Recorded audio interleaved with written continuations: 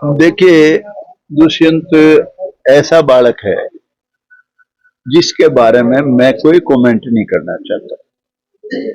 दुष्यंत पढ़ा लिखा लड़का है, नई पार्टी बनाई थी, लोग मेरा भी मजाक उड़ाते थे। अजी अब इन कह ले लोगे पंडित जी इन पे, इसका बाबू नाराज, दादा नाराज, बाबू नहीं इसका, इसके भाई बहन सब, यानी टोटल परिवार नाराज। क्या ले लोगे? मगर मैं इन्हें चीफ मिनिस्टर बना दूंगा। मैं कहता था एक बार मजाक मजाक में, खट्टर साहब कहने लगे विधानसभा में, कहने लगे एक बार अपने पोते को चाय पिला दो।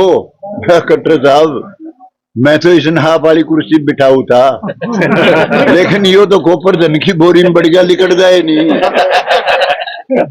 अब धन की कोठड़ी में बड़ा आदमी।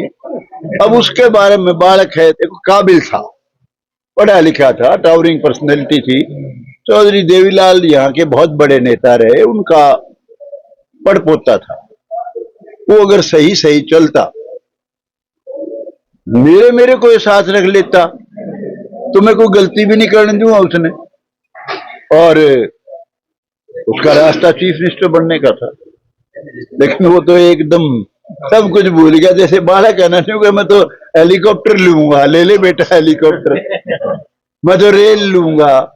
वो तो एकदम ज्यादा कह दूंगा तो वो फिर अगले दिन मेरे खिलाफ डाल जाएंगे। तो सारे मंत्री पद खुद रख लिए थे, बताओ।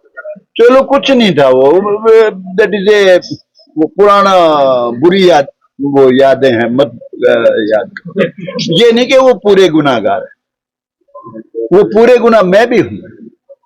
मंत्री तो मुझे बनाना भी चाहता था, लेकिन जिस समय मंत्री बनाने का वक्त था उस वक्त की आंख सूजी हुई थी उसकी। उस वक्त तो मैं तो उसको बकरी का बच्चा नजर आता था। मेरे को जो टिकट दी पार्टी ने इसीलिए दी थी। एक बार उसने कहा था मुझे असेंबली में, कहता है जी आप बार बार कहते हो 10 सीट मेरी वजह से आई, आप इस्तीफा दे दो। मैंने कहा तू इस्तीफा दे, तू तो मिसेज वीरेंद्र सिंह 5वीं पोजीशन पर आया, 8,000 कितनी वोट आई है तेरा, स्टूड 5th। वो लड़का अगर सही चलता तो काबिल बच्चा था, बहुत आगे जाता। लेकिन अब ये ठीक है भाई, माल इतना कूट रखा, कमा रखा, सारे गुण बने। वो भाई रोजाना बेवकूफ बनाओ, लोग बने कोई नहीं। और हमारी जो जाट कौम है ना, ये तो बहुत ही आगे जा चुकी है। IAS IPS बच्चे विदेशों में, वो इनकी बखाओ माओ थे, वो तो बहुत चले गए इनके। और हमारे जैसे पाली पागल लग गए उस वक्त बिना ये बात को।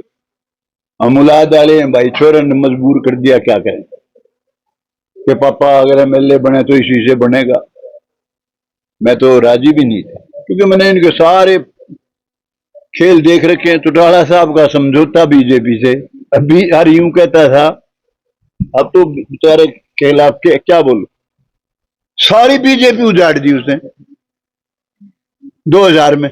कहता था बीजेपी और ब्राह्मण अगर धरती पे दिख जाए कहीं तो मुझे बता दियो। रिकॉर्ड की बात है, उसने किसी ब्राह्मण को डिप्टी स्पीकर या चीफ पार्लियामेंट्री सेक्रेटरी भी नहीं बनाया। वो कहता था इस कौम का नाश कर दूंगा। नाश तो खुद का ही होगा, रुपए हैं उन्हें, खाए जाओ पिए जाओ, इतने सेटिंग करके कहीं कहीं अपने बचते रहो। अल्टीमेटली वो दीन भी जागा, धन भी जागा, क्या क्या क्वालिटी है यार।